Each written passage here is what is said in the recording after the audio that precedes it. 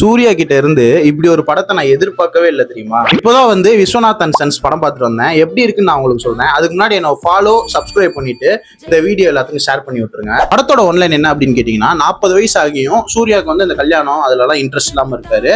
அதுக்கப்புறம் வந்து மமிதா அவங்க வாழ்க்கையில வராங்க. அதுக்கப்புறம் அவர் கல்யாணம் பண்ணாரா, குழந்தை பிறந்துச்சா அப்படிங்கிறது தான் இந்த படத்தோட ஒன்லைன். சரி, பெருசா இந்த படத்துல என்ன இருக்க போகுது, என்ன சொல்லிட போறாங்க அப்படின்னு நினைச்சு தான் போனேன். ஆனா போனா எனக்கே சர்ப்ரைஸ். அவ்வளவு ஜாலியாவும் எங்கேஜிங்காவும் வச்சிருந்தாங்க அந்த ஃபர்ஸ்ட் ஹாஃப்.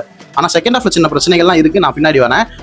அந்த ஃபர்ஸ்ட் ஹாஃபுக்கு அவ்வளவு ஜாலியாவும் எங்கேஜிங்காவும் இருக்க ஒரே காரணம் மமிதா தான். அந்த மமிதா மைஜன் மட்டும் இல்லைன்னு வச்சுக்கோங்களேன், இந்த படம் காலி அப்படின்னே சொல்லிடலாம். ஏன்னா அந்த அளவுக்கு எஃபெக்ட் போட்டு சூப்பராகவே நடிச்சிருந்தாங்க.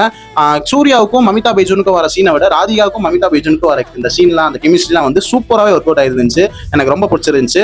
இப்போ வந்து இந்த ஃபர்ஸ்ட் ஹாஃப் சொன்னல, ஃபர்ஸ்ட் ஹாஃப் மாதிரி ஃபாலோடு செகண்ட் ஹாஃப் இருக்கு அப்படின்னு கேட்டீங்கன்னா இல்ல, அது கதை எங்கிட்ட போயிடுது. நான் ஆக்சுவலி ரொம்ப என்ஜாய் பண்ணேன். ஃபர்ஸ்ட் ஹாஃப் கம்ப்ளீட்டா என்ஜாய் பண்ணேன் ரொம்ப நாள் கழிச்சு. செகண்ட் ஹாஃப் அங்கங்கே எங்கேஜிங் பாயிண்ட் இருக்கு, ஆனாலுமே சின்ன லேக் வந்து எனக்கு ஃபீல் ஆச்சு. இந்த காலேஜ் போற பசங்க, ஸ்கூல் படிக்கிற பசங்க எல்லாம் போய் பார்த்தீங்கன்னா உங்களுக்கு செட் ஆகுமான்னு தெரியல.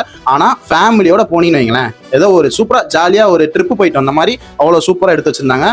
வெங்கி அட்லூரியும் சூப்பரா பண்ணி ரைட்டிங்லாம் அவர் என்ன பண்ண முடியுமோ பெஸ்டா கொடுக்க முடியுமோ அதை கொடுத்துட்டாரு. G Prakash okay, background okay, சாங்ஸும் ஓகேவா இருந்துச்சு. மத்தபடி இந்த வீக்கெண்டுக்கு நல்ல படமா வந்திருக்கு இந்த விஸ்வநாத் அண்ட் சன்ஸ். குடும்பத்தோட கண்டிப்பா போய் ட்ரை பண்ணி பாருங்க. அப்புறம் முக்கியமா சொல்லணும், இந்த அகரம் பத்திலாம் ஒரு சீன் வரும் டிவி ஷோல, அதெல்லாம் வந்து ஃபர்ஸ்ட் ஹாஃப்ல வரும். ரொம்ப சூப்பரா டச்சடா இருந்துச்சு. அதனால படம் வந்து ரொம்ப மோசம்லாம் இல்லை. கருப்புக்கு அப்புறம் இது வந்திருக்கு.